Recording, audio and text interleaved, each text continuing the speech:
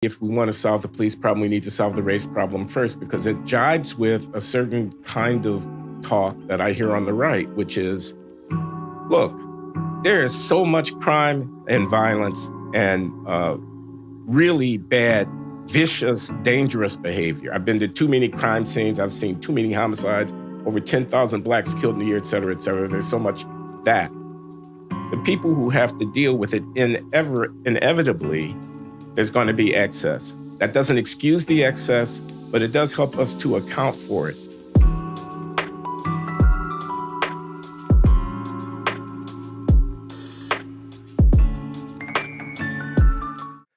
Hello, everybody. This is Glenn Loury.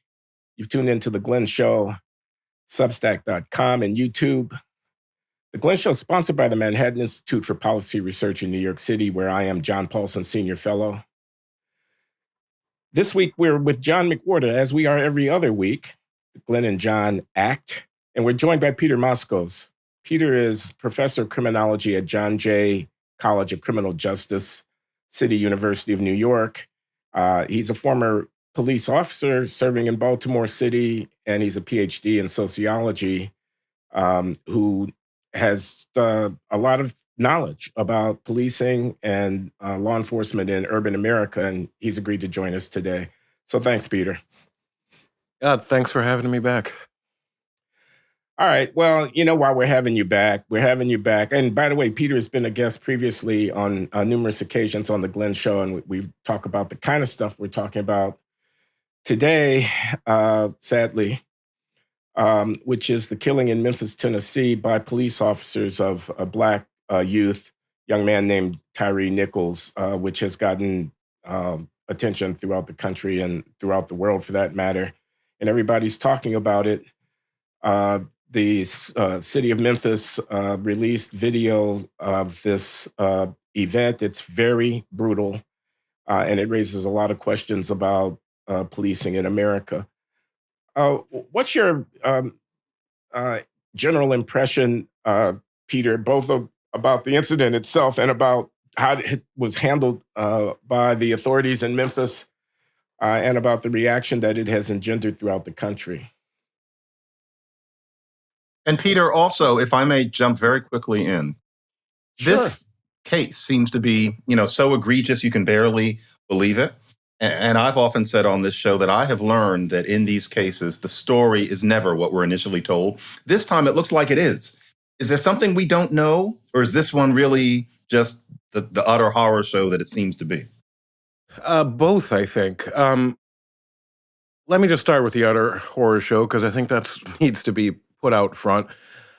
We're seeing brutal and criminal acts by cops. Even in other cases where there are brutal and criminal acts by cops, there can be some, mitigating isn't the right word because it doesn't lessen the act, but there are extenuating circumstances where you kind of go, oh, I don't agree with that, but the guy said this, the guy hit the cop. There was some Right. extenuating circumstance that doesn't justify it, but helps explain it at least. Right. In this case, we don't see any of that. It is just police brutality combined with police incompetence, which is a horrible combination. What we still don't know is why he was stopped. And there is other video out there that hasn't been released, and I can't figure out why it hasn't been released. And I don't want to start or even spread rumors, though I've heard them. I find it very odd that the video starts where it does. Now, in one sense, it doesn't matter, because it doesn't matter what would happen before in terms of what happened afterwards. He could have shot and killed a cop, honestly, before that, and it wouldn't defend the cop's actions in this case. But I would like to know what the hell the story is. My guess is, look, police withhold information for good reasons, bad reasons, and just incompetent reasons. But why don't we know what happened at the stop? I assume it would make things worse for the cops, but I don't know. But there is video still out there. Perhaps it's for the criminal, being held by the prosecutor for some reason. It's possible, but we don't quite know everything yet. But what we do know is enough to pass judgment and condemnation of the case. The incompetent part I want to point out is because after he is pulled from the car, there are three cops. And the guy Nichols gets up and runs away because he's afraid for his life. The fact that he was able to run away is shocking to me as a former cop. I mean, that's just, what the hell? There are 3 cops there and he got up and run away. Had the cops simply been brutal and competent, Nichols would still be alive. The real ass whooping happened after they chased and got him, and that's also on police because that situation never should have arisen. So that's just, I don't know, it's just a detail, but it just shows what a horrible shit show it was from the police perspective. Now, a lot of people on the right are making the point that the recruiting efforts to bring Black officers onto the force was associated with a lowering of standards that is partly implicated in the poor policing behavior of the individuals in question here. The 5 individuals, I believe it is, that have been charged, all were Black. And I find that argument, it could conceivably have merit, but it is a very distasteful point to be making in the context of what has happened. I'm wondering how you react to that, Peter. That, for example, I heard similarly, it is very distasteful. It's not inconceivable. Police departments are having a tough time hiring, and it's almost inevitable that standards will be lowered, and lower standards means worse police officers. But we don't know that in this case. We don't know that what that story was. So I do think that's an odd reaction to have to blame it on that. No, and it's not like we didn't have these incidents occasionally a few years ago when it was easier to hire cops. Okay, so that's a red herring. I mean, yeah. Though there's a good warning there, which is, I mean, just in general, I am worried about police retention and recruitment. And so I do worry that we're going to have worse policing in the future because departments are so desperate for cops right now. You see these incredibly small police academy classes that do not replace those who are quitting. And that's troublesome. In a way, it's good because if you're only graduating, Baltimore had 13 cops, where my class had 50. Oakland just had a class of 17. It implies they're not lowering standards because they don't have enough cops out there. It could be both. But that is a separate issue from what we're talking about here in this beating, this killing. Were you surprised that there Peter, was what do you think about protest and reaction in the wake of the killing? Things seem to remain relatively peaceful, all things considered.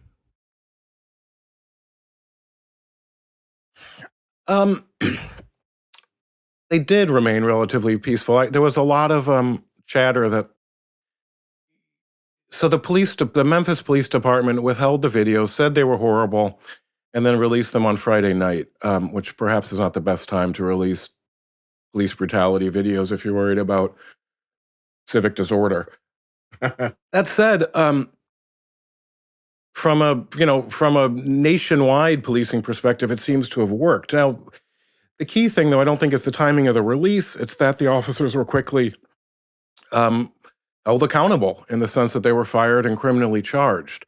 I mean, the first time really we saw that was with George Floyd, in the sense that the office, it wasn't immediate, it wasn't as quick, but the traditional rallying cry, going back to, Al Sharpton in the 90s or 80s was, no justice, no peace. So here we do have justice in the sense that we have a justice system. I mean, it's not always satisfying justice, but the system is working at that level. And maybe that's what we want, I think, because I don't know, after these happen, I don't know what else the alternative is. So that might have taken some of the sting out of it. Or maybe the public has just reached a point where they can't handle another video and don't think about it, and just pre-existing opinions are confirmed or not. But I'd like to think it's because these officers are being held accountable, which is why people weren't out. Well, a few people were out there breaking stuff, but generally we didn't have the mass protests. Well, remember also that if that were 5 white guys, I think there would have been protests. I mean, the fact that it was brothers, as a lot of people put it, Do you? makes it different. That probably has something to do I with it. think so too. I mean, this was unique in the sense that everybody, there have been some white cops that have been fired and I think charged, maybe not yet. There have been others other than the 5. I think when the video was released, the sheriff department said, hey, we had some guys there too. Maybe they didn't know that. So they got fired after the video was released. There's issues with the paramedic or the fire department too. But the 5 cops who were pictured and were the main culprits in the killing, and the police chief, let's not forget, and the victim, everyone's black. Now, of course, and you've talked about this a lot in your show, people want to say it's still an example of white supremacy and all that. But at some point, you kind of go, no, this race was not the main factor here, or a factor even, potentially. And I think John's right that helps influence public opinion. People were not as angry. Excuse me, John. I just want to clarify that the point is that people were not as angry as they might otherwise have been because the cops were black and not white in this context. You know what I find interesting is one would think that the anti-policing crowd would jump on this point that I'm about to make, because in a way it serves the anti-policing agenda better. And I've said this, and I know John has said this too, in relation to what I've written. But this is a police problem. It's not a race problem. It might be it's America. There's an underlying race problem always hovering over everything. But this issue is a police problem, and unless we address it as a police problem, we're not going to solve it. It's the exclusive focus on race that is part of the problem, because we're not getting to the source of it, which is bad cops, a combination of bad cops, bad leadership, bad training, bad supervision. Where was the sergeant in all this? That's another question I want to know about this. You're going to solve this departmentally by departmentally through accountability and good leadership. It is almost always these sort of specialized units that get into trouble. And there was a Washington Post column yesterday saying we have to abolish all these specialized units. Well, every city has them. And it seems, I don't know, every 5 years, every 10 years, since 1990, or, there've been a half dozen cases. But there are hundreds of these units out there, hundreds of day every year. The answer when something like this happens isn't to say we need to get rid of policing in whatever form. But we do need to make sure these happen as little as possible. But every time this happens, and I'll say it again, it's going to happen again. We know that. It's a criminal activity. The idea that this should never happen is ideal. It's unrealistic. It's like any crime. You got more than 600,000 cops out there. Most of them are young men of varying degrees of, maturity and intellectual development. Let's just put it politely. It's irresponsible to be completely shocked that this happens in the abstract. It's going to happen. It's happened before. It'll happen again. The question is, how do we lessen it, and what do we do about it? But and it's not to excuse it, but it is inevitable at some point. But we can certainly make sure it happens less. And part of that, I think, is by charging these cops and not covering it up and things like that. But this specialized unit was clearly poorly run. There's no supervision there. And also, we don't know, but the way they did this, it doesn't look like the first time. We're going to hear more stories. They seem pretty routine in the way they beat him. In their brutality. In their brutality, yeah. I mean, at one point, I've seen a lot of videos of people getting beat up. So the actual beating, I'll say, did not shock my conscience because I've seen too many of these damn things. But the one part that did make me go, oh shit, was at some point the cop, like one of them's holding him and one of the cops slugs him like 5 times. And that to me took it to another level.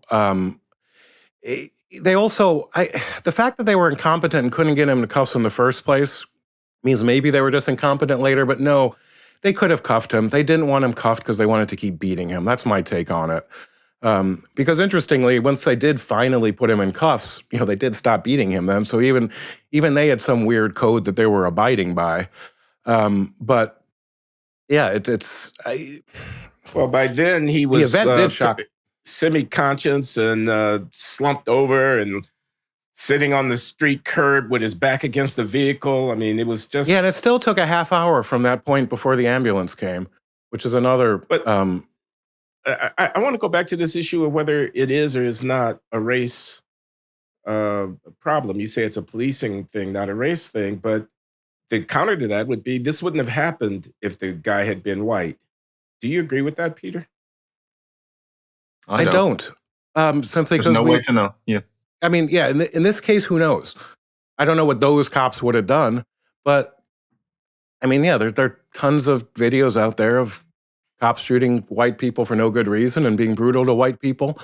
And people generally don't see them because they don't get the coverage in the national media without the race angle. But I mean, cops shoot white people too. Cops beat white people too. Is it disproportionately black, the victims of police brutality? Well, it depends on what the denominator is. I mean, the short answer is yes. But in the same disparities, I think that police interact with people generally. Again, this case again, it was just, that's why I want to see what led up to this. But this guy was not presenting himself in some thug-like fashion. At one point, he's saying the cops are telling him to get on the ground, and he kind of looks back and goes, I am on the ground. And of course, what he didn't know, like I knew what the cops meant, which is when the cop says get on the ground, they mean get on the ground, flat spread eagle. He didn't know that, and why should he? All he knows is he's on the ground. I'm going to venture this. I'm never going to write it. I'm just going to venture it here, wondering what set these guys off, because there is just human brutality. I hate to say this, but the only thing I can imagine, and Peter, I'll bet you've thought of this too, and I don't know the answer. Was Tyre Nichols effeminate? Were they disgusted with him for some brutal reason like that, such that they start beating him down because they don't like guys like that? It's the only thing I can think of. And of course, it would not remotely justify it. But why him? Why then? Why that mean? And what it almost looks like is the sort of thing that gay men have often suffered at the hands of cops. Just wondering. I haven't heard his voice clearly. And frankly, it would come out in voice, I don't know. I don't think so, because we haven't read about it. We haven't read about it. I don't think he didn't strike me as that effeminate is one reason. Right. And I don't know, cops are used to dealing with all types, and most of them don't get beat up. So just trying to think of what set them off. Well, partly, I'll say I don't know. Again, when the video starts, he's pulled from the car too aggressively. What set them off was that they maced each other. That's important. It doesn't justify it, but if you haven't been maced, and you're not going to get this from the video, you don't realize how painful it is. So once you get maced, it's a game changer. They maced each other by accident, trying to mace him. Yeah, further incompetence. But when you get mace in your eye, I mean, remember, this is a substance that is designed to be incapacitatingly painful.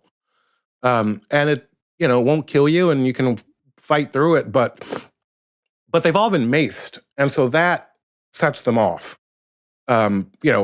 Emotionally, physically, and I mean, Do they think he maced them? No, they know they were maced by cops, but it doesn't matter. Mace is so painful. So you're dealing with these guys who already have their adrenaline flowing, and now they've been maced. So that, again, I don't mean this in any way to defend it, but that set them off.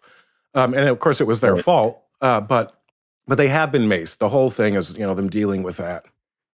And so then they take it out on Nichols. I've been hurt, even though they were hurt by another cop. Peter, can I ask you this too? There's a shoe that hasn't dropped. I was surprised that this wasn't the immediate response, that the guys were fired only because they're black, that if white cops had done this, they wouldn't have been fired, and so this isn't a milestone. Why haven't we heard that? I'm really surprised that hasn't been the first thing that people started writing about this from a certain spectrum. I have heard. It's funny, when I saw their pictures, that was joking to myself, my first thought was that Like, oh, look, they're all black, so they were fired.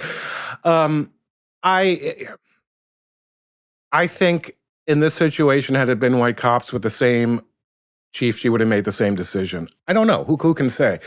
I think that was her form of damage control.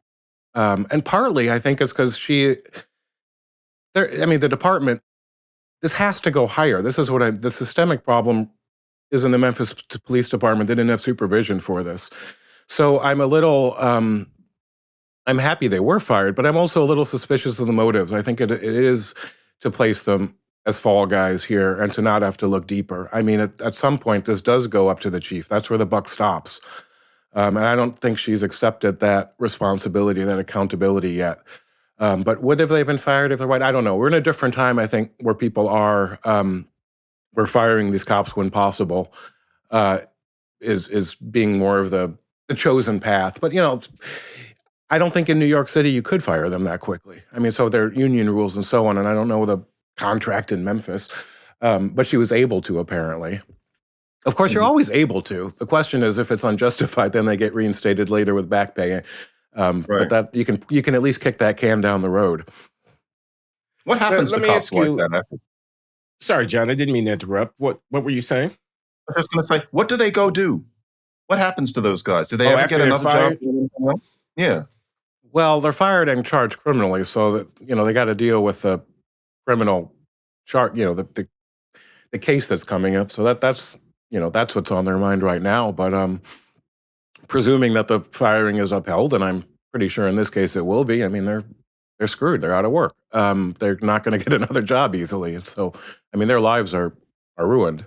Oh well. But I wanted to ask you, Peter, about the Scorpion. This is the special anti-drug gun police unit that these guys were a part of that some have called to be disbanded, not just in Memphis.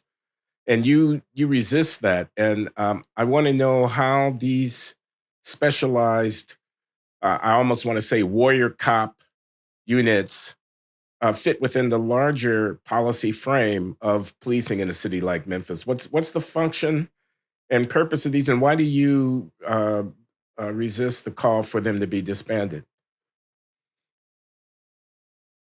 because somebody's got to take the guns off people.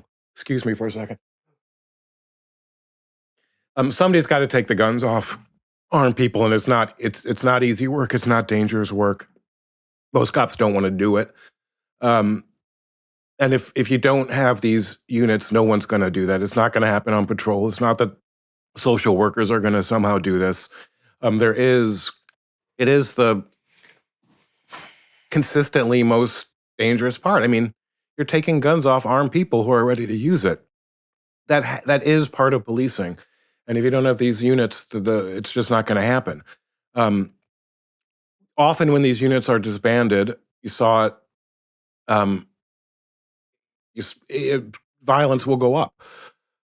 There is a purpose that these units serve in terms of crime prevention. I don't know, again, this unit I don't want to give any credit to because of what happened in the apparent lack of leadership and supervision, but murders did plummet last year in Memphis for what it's worth. I don't know if that was because of this unit.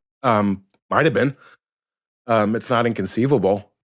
But the idea that you're going to have effective policing without proactive policing going after repeat violent offenders, it's just, I mean, it's a political decision. We can say, look, we'd prefer for 20 more people to get murdered next year and not have the risk of this unit doing this.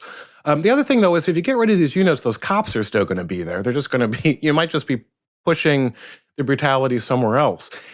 Now, there is a concentrating influence here, and that's why the supervision of these units is so vitally important, because you are attracting these alpha males, the cops who want to be in these units, the cops, and when you put them all together, the risks exponentially increase.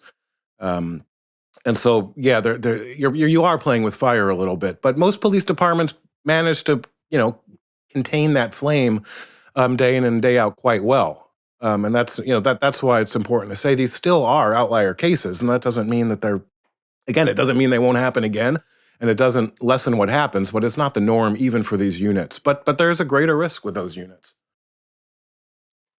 What are they doing? Also, Memphis, like all cities, in a couple of years, they're going to reinstitute this unit, and they're going to give some other acronym. It'll be back. What are they it always doing? happens that way. I'm just trying to get down into the nitty gritty about the policing.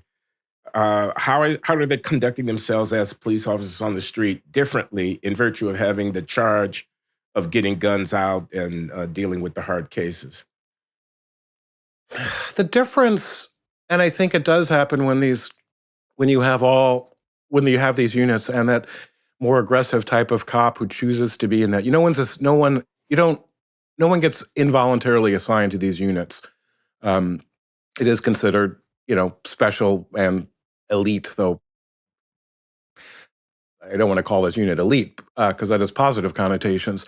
Some of it is, again, the nature of the work that you're more constantly dealing with armed people, armed criminals. Some of it, though, and if you have one of these people in your squad, you might not like the way they operate, but at least that person is getting the stink eye from the rest of the squad for the way they operate if they're treating people rudely or unnecessary. And if you don't have the positive peer pressure of more restrained cops, you're more likely to keep escalating your behavior. I think that's just sort of a group dynamic that happens when you have, squads of a dozen people or whatever. And so that is where the supervision is so key. That the sergeant, which is people outside of in policing, sort of everyone will say the sergeant's the most important rank because it's that middle ground between the upper level cops and the street cops, and the sergeant is still on the street. Where above that, often you're not on the street or not very often. The sergeant's level is where this gets prevented. Along with, of course, when cops do something bad, you got to call them out and you got to discipline them, you got to punish them and fire them. But that's going to happen at the level from the sergeant. It's the sergeant's job. Ideally, the sergeant prevents bad behavior. So that in terms of preventing these kind of things in the future, that's where police departments have to look. Listening to the speeches at the funeral of Tyre Nichols, Benjamin Crump gave a long speech. Al Sharpton gave a long speech. The main policy response they seem to be calling for. What was your reaction to Sharpton, Dr. Loury? Well, he's now our elder statesman, right? Exactly. That was going to be listen the way. To you guys, I know what you say. Come on. Yeah, well, John and I have somewhat different views about Al Sharpton, and John can speak for himself. I'm not a big Sharpton fan, but John? He's changed. No, I want to ask a question, though, and John and I can get into that more in the second half of our post today, because I definitely want to talk about Al Sharpton, but I want to talk about qualified immunity. I want to talk about the George Floyd police reform legislation in the Congress. And I want to get your expert police criminology take on reform. Qualified immunity, which is the legal doctrine shielding law enforcement officers from personal liability in the case of these kinds of incidents. And I'm just wondering, Peter, how you come down on that. What do you think about that? I feel my legal knowledge isn't good enough to really get into the nitty gritty of it. I don't fully understand. I do a bit, but I don't fully understand the immunity doctrines. Partly, though, I haven't learned about it, but I think it's a red herring. I don't think that, I don't know if it's good or bad, but it's not going to fix it. First of all, there's also such a thing as total immunity that prosecutors and legislators have. So police are not unique, and they're qualified as a lesser standard. At some point, public servants need to be allowed to make honest mistakes without getting sued. If we're worried about increasing the quality of police, getting rid of qualified immunity is not going to help recruitment, retention, and so on. If it's just on the police departments, it's one thing. But the truth is, qualified immunity and maybe it doesn't affect many cases because it exists. So there might be sort of a tautology there. But these cops are being criminally charged. Qualified immunity doesn't change that. So I'm not quite certain what the benefits of getting rid of that would be. But again, I'm a little hesitant to talk too much about it because of my own ignorance. Fair enough. John, anything further? I think the fascinating thing about the whole thing, and Glenn, you and I can talk about this too, is the idea that you see that it was black guys, and the typical response from the three name world, basically, and a lot of them don't have three names, but I think everybody who watches this knows who those people are, is that you have to decide that they're operating within a structure of white supremacy. Now, that's kind of a very kind of sleight of hand thing, because it's supposed to be that if it's Derek Chauvin, then he kills George Floyd because he's a racist. But then if it's these five guys, they're operating nobody wants to say racist because it looks so implausible that these black guys were racist in that way and killed him because he's black. So you use this term of art, white supremacy, which means that the police forces have been assigned to pay more attention to poor black neighborhoods and to devalue black life in some way, in a systemic way. It's systemic. It's not about bigotry, but that's different. If that's what it is, if it's this abstract thing called the structural racism, where it's just that impacts are different upon black people, that's different from somebody with a baton who's white beating somebody to death because they're black. So it seems to me that all this talk about white supremacy and therefore it's the same old thing doesn't work. It's these people wanting to make a certain kind of music and finding it inconvenient that this isn't five Derek Chauvins, and instead it's these five guys with their very black American names. They're not even mixed. One of them isn't Hispanic. They're black American guys. And I've been a little bit disgusted by that because it's whack. I think the best person who addressed it was Thomas Chatterton Williams, but all the other three name people, like the three name people who aren't him, are insisting on a certain narrative by misusing language, if you ask me. Peter, what do you think? I'll leave the sort of more macro theoretical white supremacist argument to you two later, but I think there's some truth to that. But it also, when these incidents happen, part of me wonders who actually wants to reduce this happening. Now, I think everyone wants innocent people not to get beat, not to get killed by cops. So there's that sense, yes, people don't want to see pain inflicted. But there are two ideologies out there that I think kind of enjoy when these incidents happen, because then they can beat their own drum pounding it. One is that the three name people you talk about, but the other are just police abolitionists. And they don't want better policing because they want no policing. And so these incidents are useful to their cause, to what they want. This highlights the incidents. But what worries me is again, I'm afraid that a lot of people who claim to advocate for police reform don't actually want better policing. That's not what they want. This isn't my first rodeo on this. Professionally, I've been doing this now for 2 decades. I and others, have been working in that slow, unsexy, incremental way to make things better. And by and large, there has been slow, incremental progress on these issues. But it's troublesome when people who claim to want better policing want no policing. And I think they need to get called out. And abolitionists, they might be decent people, and they might even have a noble goal, and reasonable people can differ, but they shouldn't have a table at the police reform movement that is trying to make policing better. Policing will only get better when you work with police departments. That even if it's imposed on police departments or comes from within the police department, but the police have to. They are almost by definition. That's who we're talking about. So to exclude them from the debate and say they're the problem, so we have to do A, B, and C, is not going to make things better. I agree. I agree with you, Peter, but I got to do this, the devil's advocate here, because I can hear my friend Khalil Gibran Muhammad at the Kennedy School, you know who I'm talking about, say the following.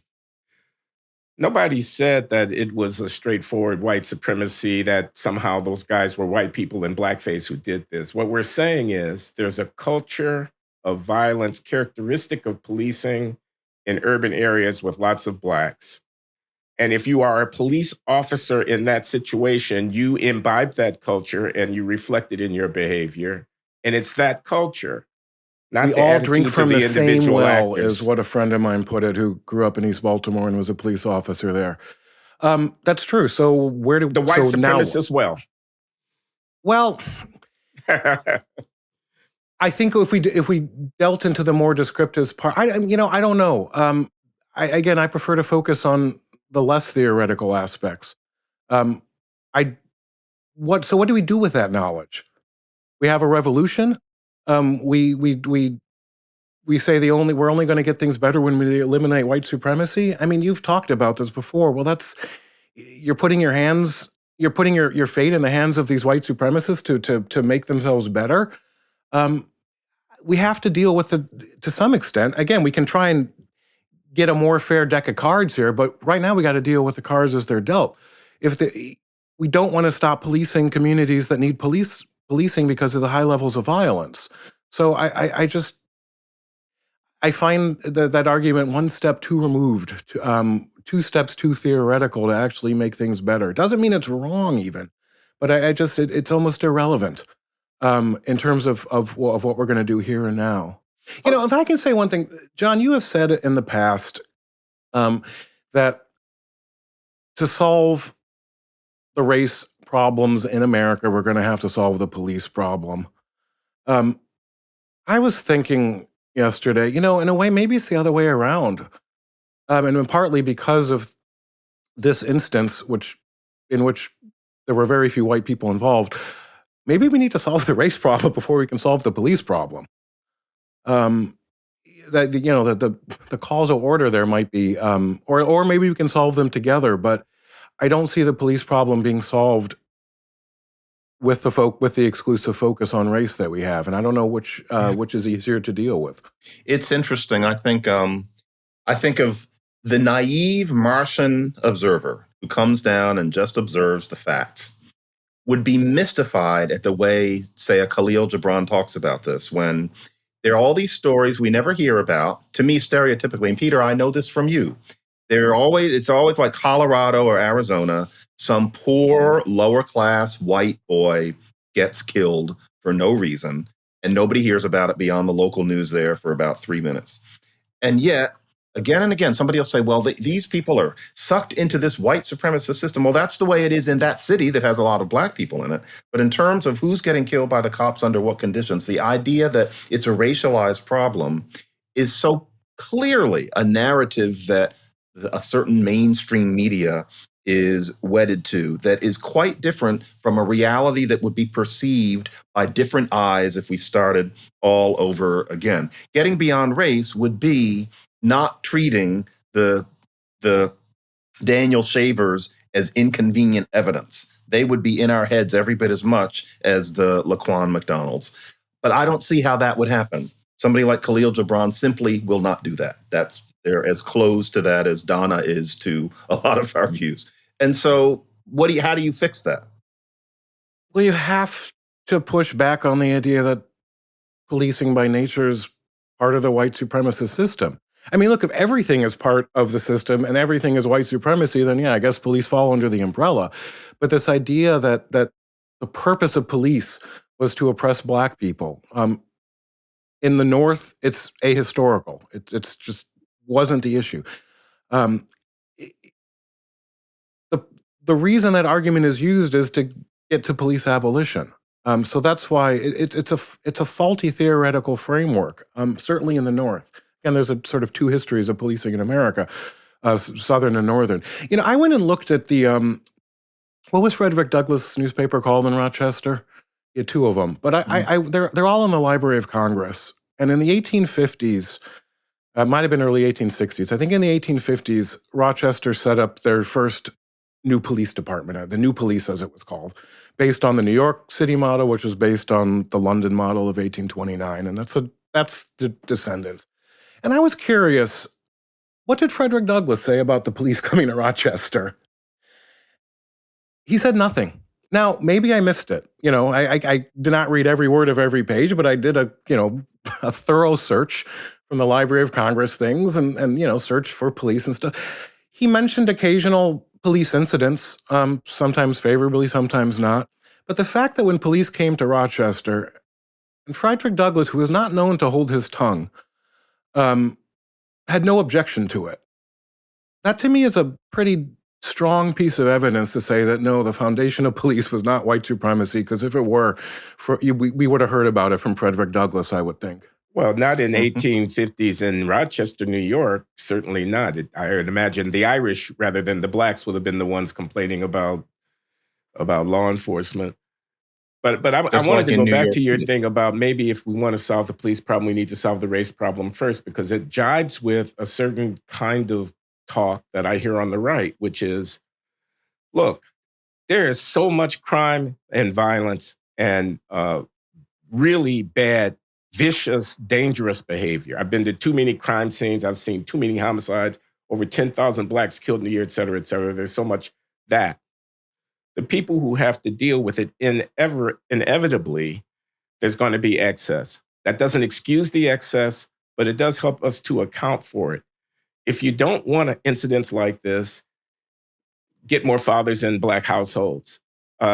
Get better behavior out of the miscreants in those communities. Because if you don't, there are inevitably going to be these kinds of encounters, and the driving force here is crime, not policing. Well, we can have, the nuance, which is not very nuanced, is people want more policing and better policing. And they're not mutually exclusive. And somebody in a high crime neighborhood can dislike cops on a personal level and still understand that they're necessary. It's the people who don't live in the communities that seem to forget the fact that people still want policing, even if they're unhappy with the standard of policing being delivered. I mean, really, only a fool thinks that neighborhoods are going to be safer without cops. It's just, but that's, the Overton window of discussion since Ferguson, but since Floyd in particular, has just shifted so far to this idea where people, just say, well, talk about police abolition. My local city council person openly, advocates for that. And people sort of, nod their head going, oh, yeah. No. It's a bad idea. But then to sort of make that argument, you have to then also push back on the idea that, policing, the purpose of policing is the oppression of the black community or whatever. We have to get back to those ideals that, police, it's a civilian controlled organization, and it's there for the people. It's a public service, flawed, but it's a public service, and that has to be the starting point, is how can we deliver the services best, doing the least harm and most effectively and with greatest satisfaction. But just by being in that radical center category, and it's in the academic world, it puts me on the far right of these issues, which I find just so it's so negligent, because we on the left, I don't include you in that, Glenn, but we on the left have basically abdicated lowercase crime and order to the Trumpian right, and that's not the solution either. So Biden, for all his, Biden has an opportunity here. Biden does not dislike policing or cops. I'm not so certain about his vice president, but there is a role for the federal government. Policing is local, but the federal government, it will cost money though. I mean, that's the problem. But there could be national standards. There could be cops hired again, like the 94 crime bill at the federal level to give money to police departments. They could set up a training center at a national level. You'd have to pay for it, so local departments would send their cops there. We could just have data collection. I mean, isn't it amazing? Maybe to me, data collection has gotten worse because of the shift to neighbors and from UCR, and that's another issue. But we still don't collect The federal government still can't tell you how many people cops killed. They have to estimate how many people are murdered in this country last year. And presumably it'll get a little better as this new system goes into play, but maybe not. I mean, why are we still having these problems? So that's those type of things are one of the few things that could happen nationally. Though generally this, police departments, the improvement's going to happen at a local level, and that just makes it hard because we got tens of thousands of departments and most are really small. But that's America. Mm-hmm. Peter, I want to thank you for your time coming on here at the Glenn Show, talking with me and John about policing in the light of the Memphis situation. We're going to excuse you so John and I can commiserate for a few minutes before we close out. All right. Thanks for having me. It's great to see both of you. Peter, perfect. Don't close Perfect. that window Absolutely. until you get all your files uploaded, Peter. Okay. But I'll click leave, right? So you can talk about me? Yeah, you can leave so we can talk bye-bye. about you. Take care. See you, Peter. Bye-bye. Oh, John, did you see the He's the funeral? best. I listened to it. Yeah. Okay. What did you think? I thought it was quite a spectacle. Vice President Kamala Harris was there. The mayor of Atlanta, Keisha Lance Bottoms, was there. The mayor of Quite New Orleans. simply, if the person murdered were white, none of those people would have been there. And that angered me. Well, there wouldn't have frankly, been a because just national that- broadcast on cable news and on radio of the funeral either. All of that is a statement that what killed him was his color. And I think that's a willfully simplistic analysis, and all of them were buying right into it. Funeral was broadcast live on cable networks, MSNBC and CNN, but not on Fox News. I shifted around. This was in the afternoon on Wednesday. Why was I watching cable news in the afternoon on Wednesday? It's a long story. Let's not go into it. But when I noticed that the funeral was on, I thought, I probably have a professional obligation to watch this thing. And it went on for over an hour. Sharpton gave a eulogy that was very passionate, eloquent, I must say, powerful. He invoked Martin Luther King Jr. because we were in Memphis and that's where King had been killed. And he invoked the mountaintop speech. I've been to the mountaintop. I've seen the promised land. I may not get there with you, this kind of thing. And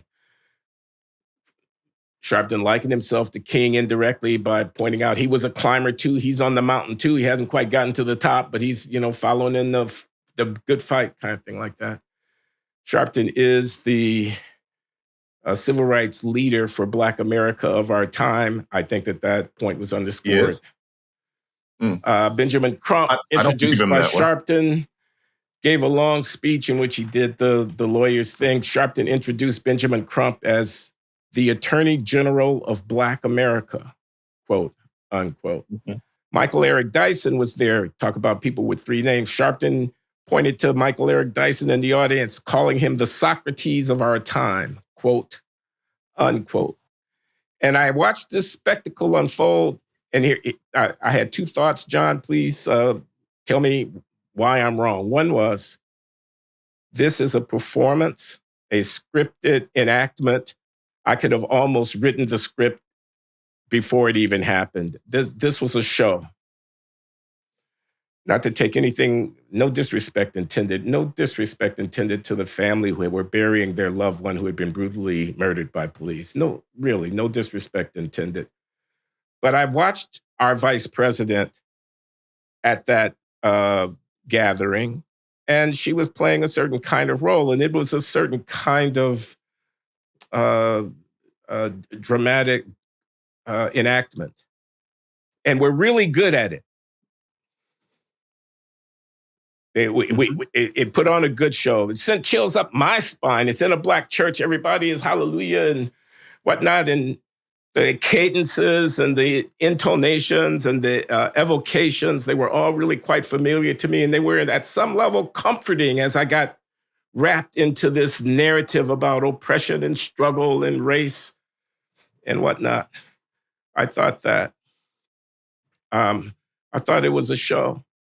But I'm going to say this. I consulted my wife about whether or not I should say this in public, and I'm going to say this. 3 days ago, she and I entertained ourselves one evening by going to Amazon Video and digging out Spike Lee's Bamboozled.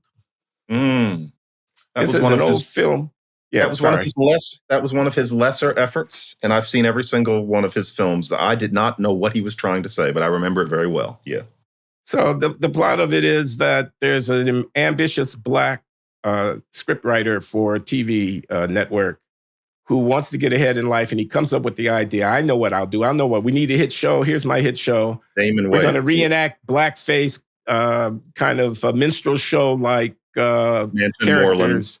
Moreland. Right. And we're going to play that card. We're going to play the blackface minstrel card and draw an audience in that way. And Spike Lee uses that as a device for, plumbing the ambition, authenticity, identity, the commercialism of the media, the sort of amorality and whatever. I'm not a movie critic. I'll just leave it at that. But in so doing, filmically, he has to capture these images. So I know, for example, how you make blackface because you burn the cork, you mix in the water, you have to put something on your face to protect the cocoa butter or something before you put the blackface. I know about these, items that people would keep in their homes where they would have a mammy or something, or about these posters and adverts. This is from the earlier period of Jim Crow, where the Negro with the red lips and the big eyes bulging and the step and fetch it kind of, the Amos and Andy kind of, that's all been brought back. And I could not get out of my head the thought that there was a way in which that, God, this is horrible. It's horrible. But I just said, this is a coon show. There's something almost undignified about it, John. God help me.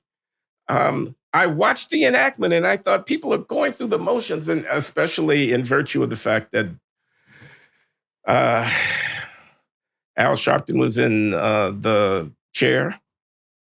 I'm not a big fan of Al Sharpton. And Benjamin Crump, author of The Witness Fraud of the Trayvon Martin hoax, was running the show. The chair, the Reverend Al Sharpton, his National Action Network, were the organizers. They thanked local people for bringing them in. And you got the sense that this is a traveling road show. As Peter says, there will be another such incident. And when it happens, we're going to enact another such ritual. I couldn't help but think that this is grist for their mill. This is part of what it is that keeps them going. There's a kind of almost ambulance chase dimension to it. And I'll stop because I've already gotten myself into enough trouble. But I was deeply depressed in 2023 by the ease and deftness with which this white supremacy has done us wrong, and we Black people struggle under the boot weight on our neck, and it's 1963 all over again, was projected across cable television to the nation as the civil rights expression of our time. I was dismayed by it, frankly. Where it's the same little impasse that we reach. I was disturbed by it because I felt that the constant implication that Tyre Nichols died because he was Black is false. However, I don't think that the people there know that. I don't think that it's a dog and pony show. I don't think that they're doing it because they want to put on a show and get attention. I mean, it's at a point. I know Dyson. He and I are about to actually do a debate, and that'll probably, now that I think of it, be all about this in Syracuse in a few months. I have, spoken at a certain length with Sharpton. I have been in a room with both of those men. We may not agree with them, but they are not insincere. I have to be, And they're not opportunists either. Excuse me. No, they're not opportunists. No, they're not. It's I hate to say this because they might hear me saying this, but I honestly believe that a Black person can found their sense of significance upon this sort of thing such that they feel that this gives them a sense of purpose. And for them to widen the lens and allow that it's not 1960 would be, it would be fearsome, it would be difficult, it would be dislocating, and that's not what people do. Here's some indication of the kind of sincerity that I mean. Bamboozled was a very interesting movie. I love Spike Lee's work. He's one of my 3 favorite directors. The answer to the question people are wondering is Woody Allen and the Coen brothers. Then Spike Lee is one of my favorites. I've seen every single scrap of everything he's done. And, he's human. Sometimes he misses, sometimes he hits it, sometimes it's in the middle. Bamboozled was the first one where I felt, wow, that didn't work. And one of the reasons was that Spike felt comfortable preaching openly in a way that he doesn't usually, because he thought of these particular issues that there are certain Black people who exploit deliberately. He thought of that as just a given. He really thinks there are such people. So poor Jada Pinkett Smith having to do that speech where she shows clips of minstrelsism and has to say to him, look at what you're contributing to, as if that's how people really talk. But I think Spike Lee kind of felt like it didn't have to be the way people really talk because of that liturgy to get, monotonous. Or notice the main flaw in that film, that Damon Wayans walks around talking in that silly voice. How the main character talks like this, and Jada Pinkett actually is sleeping with him, etc. That voice that Damon Wayans was allowed to do, that is Spike Lee basically saying that, frankly, people like you and me are jackasses. That this person is not only doing something wrong, but you're going to show it by having him walk around talking like a sketch character for the entirety of what's supposed to be a relatively serious film. Huge mistake, unless you realize that Spike Lee really thinks that people like him are that ridiculous, that sly, that deliberate. Honestly, that's the same thing at that funeral.